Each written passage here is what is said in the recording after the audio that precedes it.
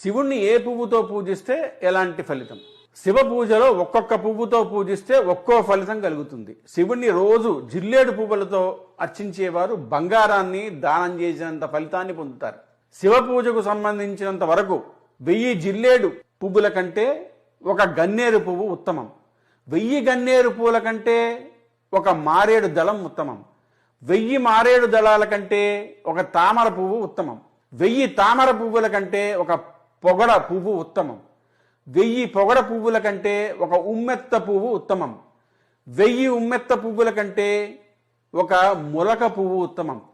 1000 మొలక పువ్వుల కంటే ఒక తుమ్మి పువ్వు ఉత్తమం. 1000 తుమ్మి పువ్వుల కంటే ఒక ఉత్తరేణి పువ్వు ఉత్తమం.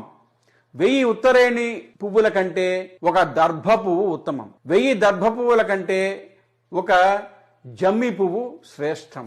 1000 జమ్మి పువ్వుల కంటే